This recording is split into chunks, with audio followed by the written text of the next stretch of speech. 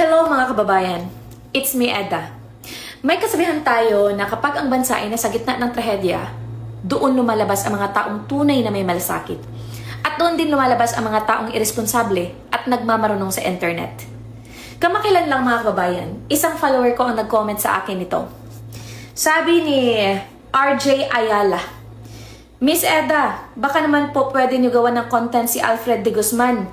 Tagapagpaiyak daw siya ng mga DDS. Eto. So, ayun nga. Sinearch ko sa FB. Kasi di ko naman kilala itong si Alfred eh. At Alfred Mark Guzman pala ang kanyang profile name. So, heto na nga mga kababayan. Habang pinapanood ko ang komentary niya, itong nasa taas, napaisip ako, iba ang antas ng kapresahan at kakitiran ng utak ng taong ito.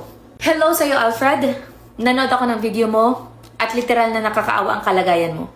Kaya ngayon, hindi lang natin himayin ang mga sinabi mo. Tuturuan kita kung paano mag-isip ng tama. Dahil halatang halata na napag-iwanan ka na ng panahon. Shout out sa'yo kay Alfred Mark Guzman na Pinoy sa Canada, aka tagapagpaiyak ng mga didilis ko, no? Sa iyong vlog, tinawag mong bobo at may sayad ang ating pangalawang pangulo. Dahil lang sa paglabas niya ng opisyal na pahayag ukol sa mass shooting sa Tacloban City. Alfred! Saan nanggagaling ang ganyang kalaking tapang mo para hamakin ang isang leader na nag-aalala sa kaligtasan ng mga estudyante? Sabi mo pa sa video mo, terorista ba ang mga yan? NPA ba ang mga yan para i-surveillance? Alfred, huy! Seryoso ka ba?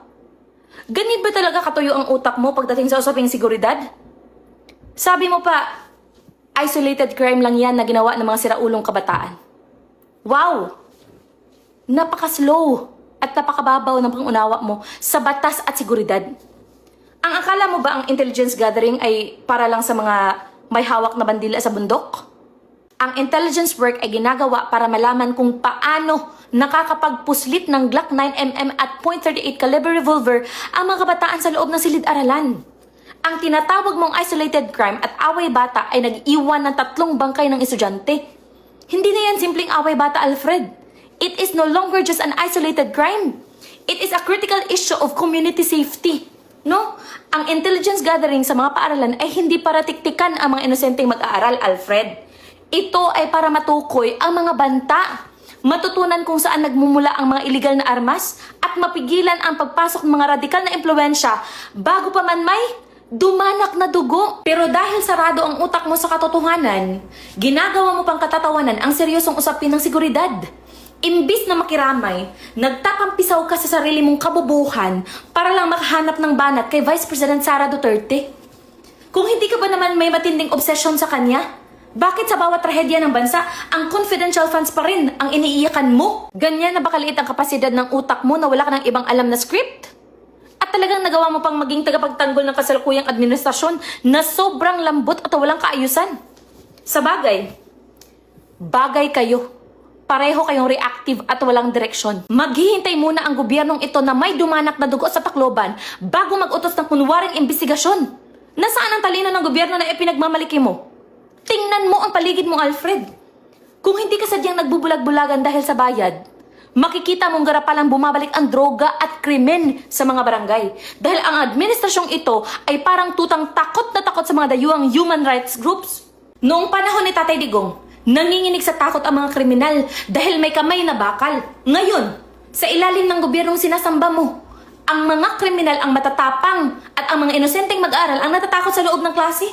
Tingnan natin ang opisyal na statement ni Vice President Sara Duterte, mga kababayan. Napakatapang at napakatumpak ng sinabi niya. Ang sabi niya dito, "This tragedy also exposes the failure of the government to recognize the importance of intelligence gathering and identifying threats before lives are lost." So ito yung katotohanan na pilit mong tinatakpan, Alfred. Ang trahedya sa Tacloban ay isang malaking sampal at direktang wake-up call sa kasalukuyang administrasyon na sobrang lambot at walang kaayusan. Buksan natin ang ating mga mata. Ano ba ang ginagawa ng pamahalaan ngayon kundi ang maging reactive? Laging huli sa aksyon. Sa ilalim ng gobyernong ipinagtatanggol mo, Alfred, ang luluwag ng mga polisiya, kaya ang droga at krimen garapalang bumabalik sa mga barangay natin. At isa pa, Pilit mo pang ginagamit ang issue ng confidential funds para i-divert ang usapan mula sa kapalpakan ng kasalukuyang sistema at ng 20-year-old Pangilinan Law.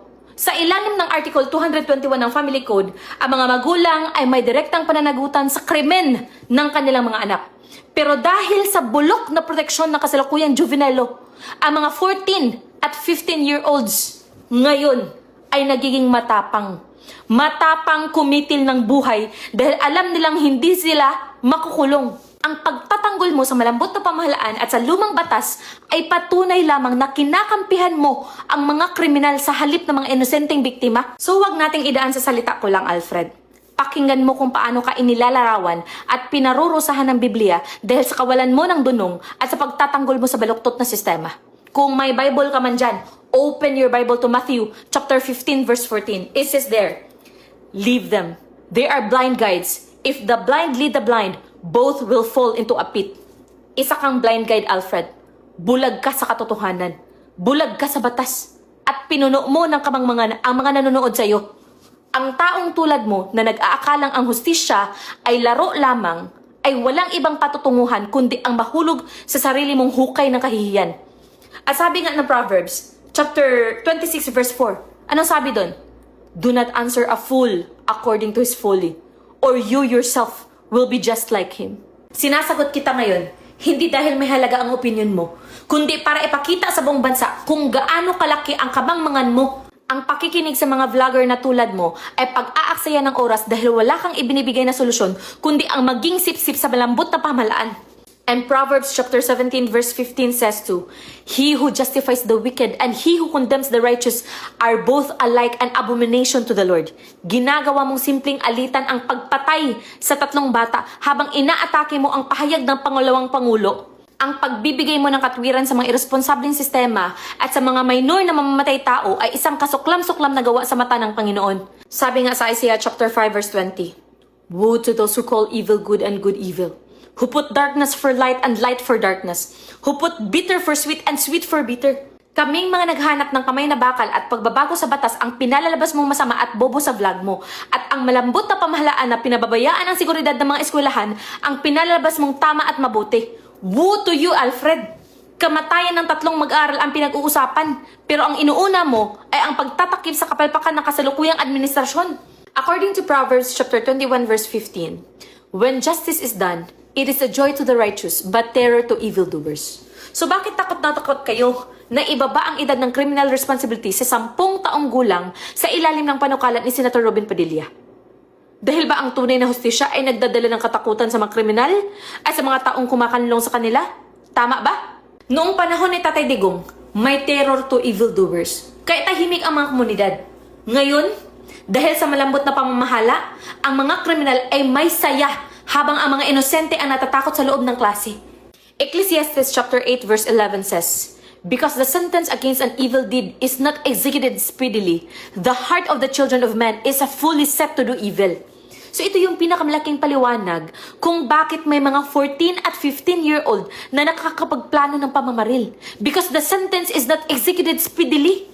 Dahil alam ng mga kabataang kriminal na protektado sila ng 20-year-old Pangilinan Law at hindi sila makukulong. Ang kanilang mga puso ay nagiging matapang na gumawa ng karahasan. Ang malambot ninyong batas na nagtutulak sa kanila sa kapamakan. Ang dugo ng mga inosenteng estudyante sa Tacloban City ay sumisigaw ng katarungan, mga kababayan. Ecclesiastes chapter 10 verse 16 says, "Woe to the land whose king was a child and whose princess a feast in the morning." So ito yung sumpa, mga kababayan, sa isang bansang pinamumunuan ng mga taong parang bata ang pag-iisip, mga pinunong reactive at walang pangil, mga kababayan, at walang seryosong plano laban sa krimen. At ikaw, Alfred, ang nagsisilbing tagapalakpak ng ganitong uri ng pamamahala habang nagdurugo ang ating mga komunidad. Mga kababayan, hindi natin kailangan ang mga irresponsableng vlogger tulad ni Alfred Mark Guzman na ginagawa pang katatawanan at politika ang buhay ng mga bata para lang sa views. We need to support the statement of VP Sara. Baguhin ang batas sa pamamagitan ng panukalat ni Senator Robin Padilla at ibalik ang isang uncompromising iron fist style of leadership, mga kababayan, na may tunay na malasakit sa kaligtasan ng bansa. Ang dugo ng mga inosente sa Tacloban City ay hindi ninyo pwedeng gawing katatawanan o gamitin para sa inyong mababaw na advokasya. We need to tear down the 20-year-old Pangilinan Law, mga kababayan. Ipasa ang batas ni Senator Robin Padilla at wakasan ang malambot na pamamalakad ng administrasyong ito. Gising, Pilipinas!